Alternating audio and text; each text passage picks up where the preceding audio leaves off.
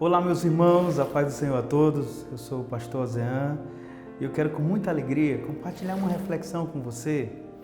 Está no livro de Êxodo, capítulo 13, versículo 17.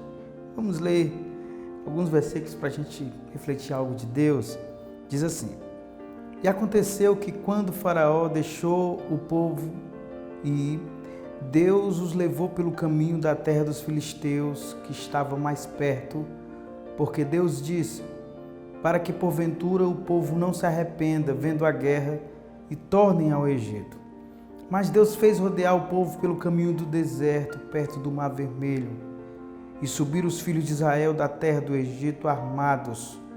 E tomou Moisés os ossos de José consigo, porquanto havia este estreitamente ajuramentado aos filhos de Israel, dizendo, certamente Deus vos visitará. Fazei, pois, subir daqui os meus ossos convosco. Assim partiram de Sucote e acamparam em Etã, à entrada do deserto.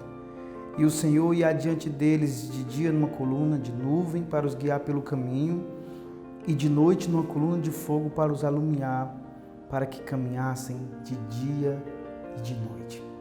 Esse texto, como vocês devem ter visto, ele fala do momento em que os filhos de Israel são tirados do Egito para aquela peregrinação rumo à terra prometida, a Canaã, a terra que mana leite e mel. Quando eu olho esse ponto de partida, eu não consigo deixar de relacionar esse momento como a jornada da vida cristã, a minha e a sua jornada. Aliás, essa grande travessia, ela é um símbolo dessa jornada.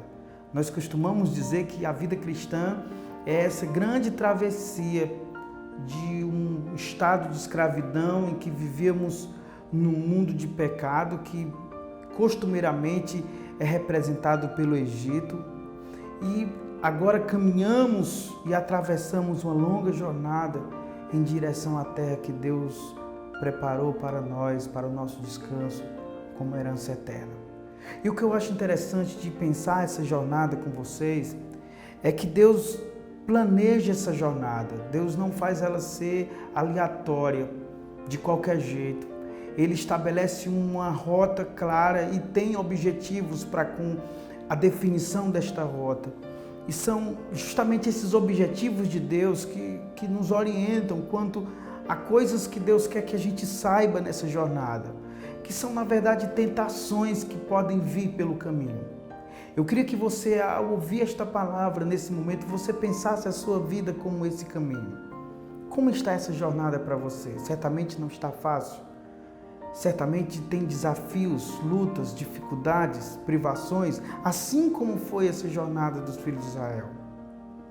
Mas Deus, nesse ponto de partida, prepara o coração desses homens e mulheres para lidar com as tentações dessa jornada, porque ela seria difícil, assim como é a minha e a sua jornada. E a primeira tentação que Deus claramente procura guardar o coração do povo quanto a essa tentação é justamente a possibilidade do povo buscar o caminho mais fácil, buscar os atalhos. Essa é a primeira tentação da nossa jornada. É a gente saber que tem uma meta a cumprir, tem um objetivo a ser alcançado, mas a gente opta pelo jeitinho, opta pelo caminho mais perto. Aquela possibilidade que surge na nossa vida para antecipar as coisas, para de repente trazer até as nossas mãos aquilo que a gente tanto idealiza, mas que a gente sabe que vai custar esforço, vai custar uma dedicação a mais. E o inimigo conhece a gente, ele sabe como a caminhada difícil se torna para nós um desafio de perseverar, de suportar, de resistir. E aí de repente parece muito tentador aquele caminho que aparece e se mostra tão mais fácil, tão mais acessível. É assim que o texto começa dizendo, havia um caminho mais perto, o caminho das terras dos filisteus. E Deus não move o povo na direção desses caminhos. Esses atalhos podem surgir no seu trabalho, uma proposta de uma promoção no seu emprego que vai custar a você sacrificar seus valores, sua integridade. Esses atalhos podem significar uma tentativa de suborno. De repente, você exerce uma profissão que cuida, de repente, de um determinado lugar, da segurança, da proteção de um determinado lugar, e a proposta é que você pode levar muitas vantagens. Basta que você faça vista grossa, afaste-se um pouco, não seja tão criterioso, tão radical, não seja tão exigente. São essas propostas que aparecem dizendo, olha, eu tenho um caminho mais fácil para você ganhar dinheiro, para você ser bem-sucedido. Você não precisa ser tão rígido assim. Essa integridade não vai te levar a nada. Você vai ser sempre assim, pobre, sem nada. Olha um caminho mais fácil para você ter muitas vantagens. Mas há uma segunda tentação que Deus trata aqui, que é a tentação do povo voltar para o Egito.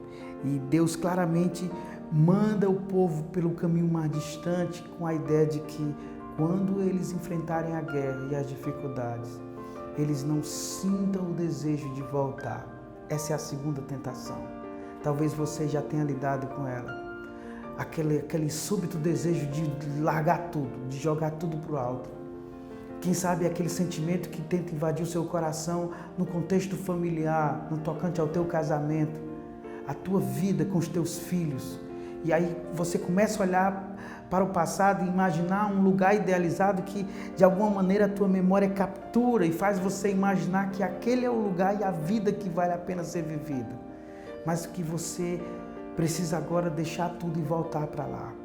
Deixar tudo que você tem, abrir mão de tudo que você conquistou. Não ceda a esta tentação. Mas tem uma terceira tentação que a gente já vê no final do versículo 21, que é a tentação de não parar. Jesus ensinou aos discípulos sobre isso quando ele caminha até a cruz. E Deus está aqui ensinando aos filhos de Israel. Vocês terão nuvem de dia, coluna de fogo à noite, para que nunca parem, para que nunca se permitam tomar pelo desânimo, pela fraqueza a ponto de não avançar. Lembrem-se, nós estamos numa jornada e para chegar no lugar desejado, você precisa vencer essas 3 grandes tentações do caminho: os atalhos, a tentação de voltar e a tentação de parar. Que Deus abençoe você, que Deus te leve em segurança até o destino que Ele planejou para você e a sua família.